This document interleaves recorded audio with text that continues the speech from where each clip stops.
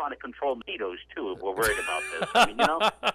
Because they're biting the hell out of everybody, too, you know? So what are we going to do about that, right?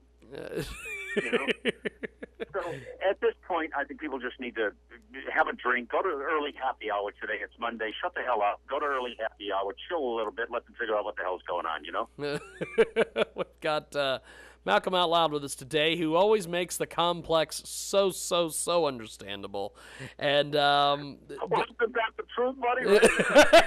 well, see, that's the thing. It's like, you know, why are we getting all crazy? We'll just let them sort it out, and then at some point, you know, the real meat of the story will come out, and we'll be able to move forward. So, well, you know, I got to say one other thing. When it comes to breaking news, and it comes to the television networks and stuff, it really is a bit comical watching them. I mean, if you watch the CNNs and the Foxes as this was developing this morning, as probably many people did, they take one story and the whole world, and in fact, why everybody is reporting on one story, the western part of the country could fall off and could fall right into the Pacific Ocean, and nobody wouldn't have a freaking clue because they'd be talking about the thing over in New York.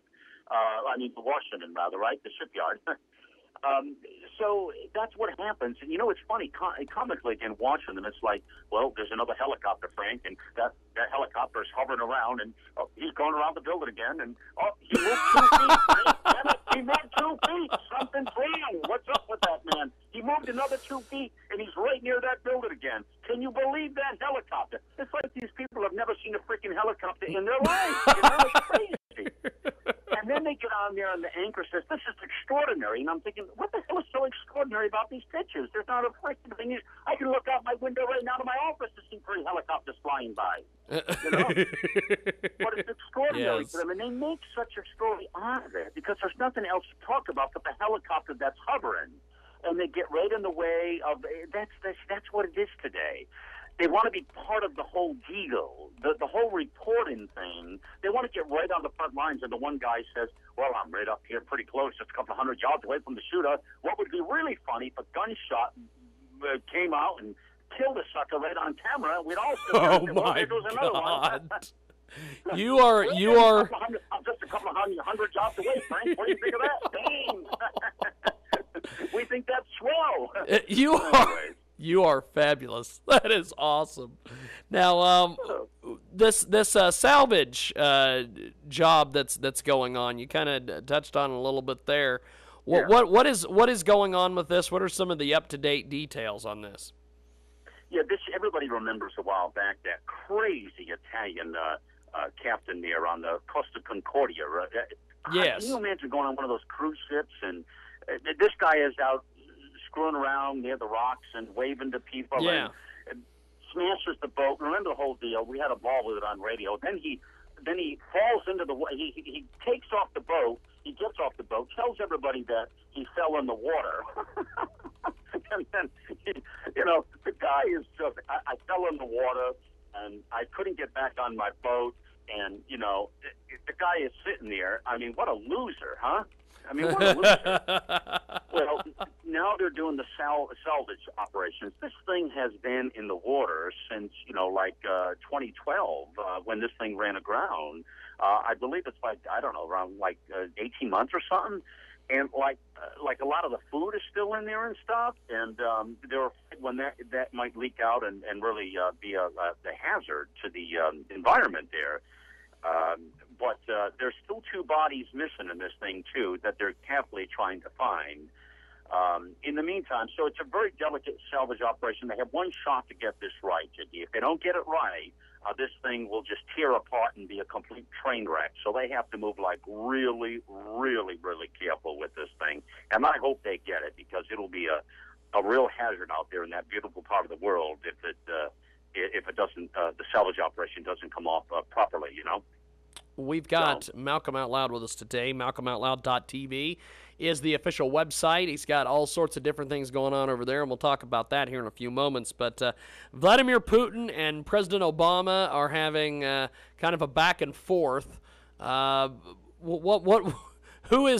the bigger idiot here? Well, I think, I just also really have to do is look to our friend Jay Leno to find the answer to that out. What he said the other night here is basically this. Jay Leno says, I'm on that new Obama diet. Every day I let Vladimir Putin eat my lunch. Wow.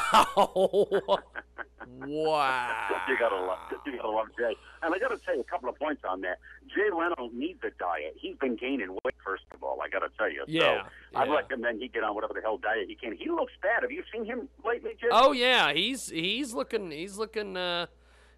pretty bad. I think maybe the stress of the NBA thing. To die of obesity or what? I'm not sure, but he really is gaining a little weight. Kind of a diet, but in any event, I guess he's got too much money. He's spending it on his motorcycle. I'm not sure, but well, listen. If you look on the world stage, you look at anybody. I mean, obviously, I think that Vladimir Putin is certainly gloating, and Russia is. I mean, the way it all came down.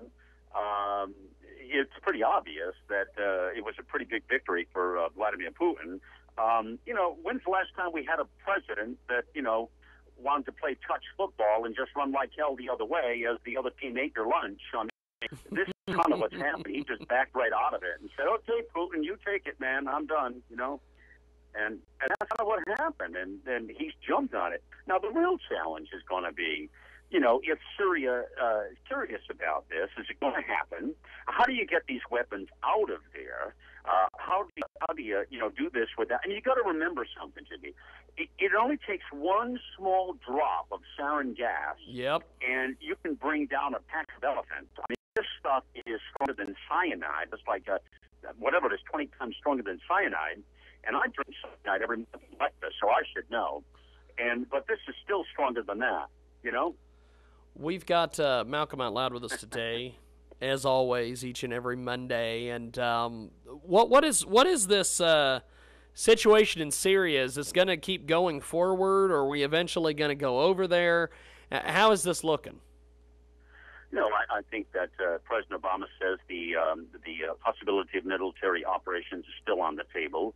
We know he's not a serious military president. He doesn't want to deal with the military, so I'm not sure that that's really the case. Obviously, he backed himself in the corner this past time, and really he has to thank Vladimir Putin for getting him off the hook. Remember, he talked a couple of times about a red line, and then he forgot to tell everybody he was a bit colorblind. He never really seen the color of the line. So I think that, I think he's just, he's just fortunate that Putin has stepped in and that Putin is, suggested to him that we can do this, have it this other way with Syria, that, maybe there is a way for them to come. Assad, Bashar al-Assad, the Syrian president, is just an absolute con artist. I mean, I don't think anybody's questioning that. He really is. Yes. And I don't think anyone's questioning that these days. So is he serious? Who knows? I mean, let me tell you how bad the guy is. This past week, when the chemicals...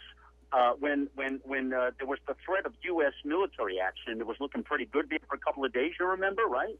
Yeah. Well, when that was happening, he was moving his chemical weapons and other equipment into civilian areas where houses were, where women and children were, so that when the missiles flew, they would start killing civilians, and he could get his cameras out there and begin to show everybody the devastation the United States did in killing Syrian people. That's what a real scholar this man is, a real Boy Scout leader, I'll tell you. We've got Malcolm Out Loud with us today, malcolmoutloud.tv. And as we wrap up here, my friend, tell us a little bit about what's going on at the website. Well, right now, there's a few things. And I think right now you'll find on there is a great production we did with the founder of the Atlas Society, David Kelly. And it's on Ayn Rand, and the entitled of this is I Warned You. And, the question is, did she correctly predict our current state of affairs? It's a very interesting interview with David Kelly, and really talks more about the Ayn Rand legacy, what Atlas Shrugged. Lots to talk about there, but that is a fascinating interview. And right below that, you'll see some of our recent pieces here that have been very, very good, Jiggy. Marvin and Laura Horn, which there's a whole story behind that, which sort of ties to Ayn Rand, but it's with the raisin farmers of California who have been who has been taken half of their crops, stealing them, if you will, which is the USADA. Oh, yeah, it's quite a story, and you got to look at that. Price of proving government wrong. They are stellar people, these two. That's a hell of a couple. And all of the raisin farmers out there have been taking a beating for the last, 10, 15 years. Finally, these guys said they weren't going to pay anymore in '03, and they've had to take this all the way to the Supreme Court. And it's been quite a battle. And the federal government literally has been stealing their profits out there, and the industry is really, really hurt. Obviously, California produces all the raisins, so obviously Post ain't happy to make their raisin brand and paying more for the raisins. But and we did a great show on immigration. Is America ready for immigration reform on there?